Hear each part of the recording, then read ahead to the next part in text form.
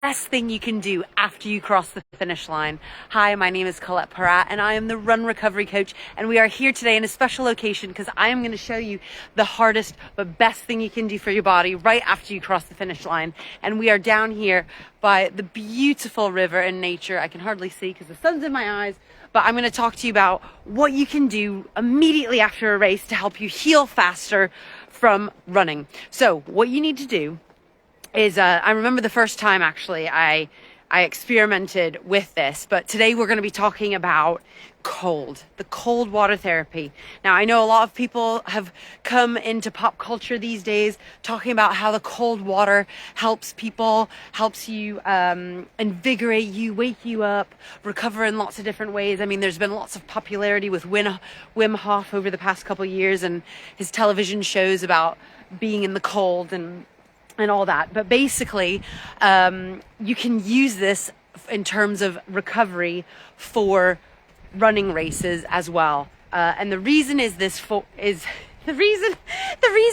this is because what happens when you go in the cold, if you have muscular soreness, you've got what you've got is called delayed onset muscle soreness when you've done a huge race and you've really pushed your body to the limit. You know, when you're really pushing yourself to cross that finish line and you do cross it, and then it's like, oh, and you feel all the pain in your legs start to set in. That's your delayed onset muscle soreness, where you've made these tiny tears in your muscle fibers.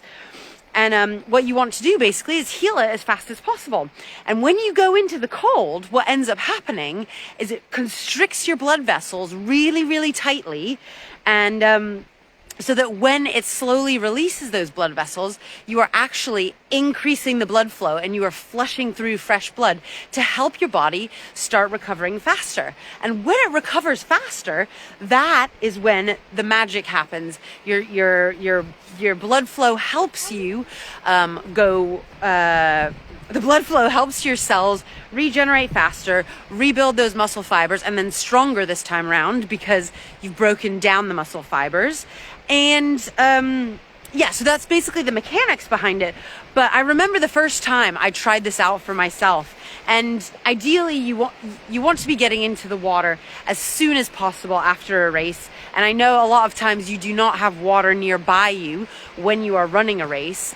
But what does happen is as soon as you get home, you want to get into that cold bath water as soon as possible because of what I just told you. Now, again, that's something that can be really hard, but I remember the first time after a race, I tried this. So I was running a race, and it just so happens we were lucky enough to be next to a river just like this one. And I told one of my clients at the time, actually two of my clients, I said to them, okay, I said to them, actually, all of them, let's try after the race, see if we can go into the river together and just do some stretches and then go straight into the river, have a swim gear with us and a fresh change of clothes. And then what we can do is we can go in, do that cold water exposure. And then once we get out, just reap those benefits instantly, basically, because the finish line was right near the river. So what ended up happening is one of the clients came with me. We did it that day and it was exhilarating. I mean, it was in the middle of the summer. It was hot. Day like today, really nice and sunny. And it was cold, I'll tell you. But we stayed in for a good couple of minutes, swam around. And again, you don't want to do this unless you've tried this before and you've been practiced as a cold water swimmer. You don't want to try this for the first time on race day when you're feeling weak. But for us, we had all cold water swum before. And the other client decided not to come with us. She got carried away in the celebrations of crossing the finish line, and that was wonderful and everything. But what was really interesting was the day after and the following 2 days after the race. What ended up happening is I spoke to both of them. And I kind of felt afterwards, I felt all right, actually, getting out the next day. I was like, I was a little bit sore. But what ended up happening is, I was able to go around just fine, no problems. And, I was feeling good for it after having run a half marathon. And so did the other client that was with me at the time who went swimming with me. But the interesting thing is the client that didn't come with me and didn't do the cold water swimming or therapy, it doesn't have to be swimming, but cold water therapy, she was in agony for days afterwards. She was having trouble sitting down on the toilet. She was having trouble walking up the stairs. It was all just really challenging for her. And so that is the power of cold water swimming. So what can you do, actionable tip-wise, in order to make this happen for you? Well, the first thing that you can do, we'll go straight into it. The first thing that you can do is it's all about the timing. So if you do it ASAP, as fast as you can to get into cold water, that's, you know, for me, I was lucky. I was by a source of water and I'm already a practiced cold water swimmer. But for people that aren't near a body of water, the best thing that you can do is get into a cold bath. You can go home, have a shower, but get into a cold bath as soon as you possibly can. That's why I say ASAP. Sometimes it's an hour after, sometimes it's 2 hours after. If you're lucky, it can be within the hour. But as soon as you get home, to do that. So that's the first thing. The second thing is it's all up here. It's all in the mind. It's all in your mindset. It's something that can be very hard, but if you mentally prepare yourself for it, it's a lot easier to do. And that comes with your breathing. And there's very special breath techniques that you can do that can help you to become better at dealing with that. So number one is ASAP. Number two is it's all up here. It's in the mind and it's the breathing. And number three for getting in the water is the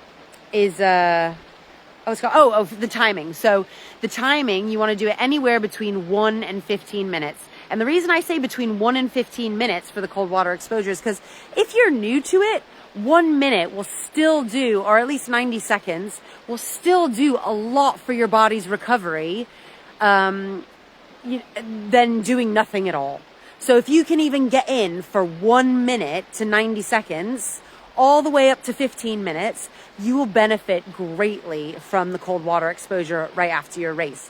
So, like I said, the three things to do are it's all in your mindset, it's do it as fast as you can, and the third thing is anytime from 1 minute, 90 seconds to 15 minutes. Now, 15 minutes is for people who are hardcore. Even I find it hard to do it for 15 minutes. I think I've gone up to like 7 or 8 minutes so far, but that's not the point. The point is the more that you get in, the longer that you can stay in, it will help your body recover faster. And I promise you, it'll be thanking you for it the next day. So what can you do today to make sure you do that? Just, it doesn't have to be after you cross the finish line. What you need to do is after you've done your next long, hard training run, promise yourself that you'll have your shower and fill your bath before you go in the shower. And then promise yourself that you're going to go in. It can only be up to, your hips. It doesn't have to be full immersion up to your neck, just up to your hips. And then see what happens. See how you feel the next day. So I hope that was helpful. I know it's helped me a million times over to be able to do that. So I hope that was useful. And I just wanted to say, if you want to find out more about this run recovery stuff throughout your training, leading up to your race, and then after your race, I want you to go check out runrecoverycoach.com. Okay.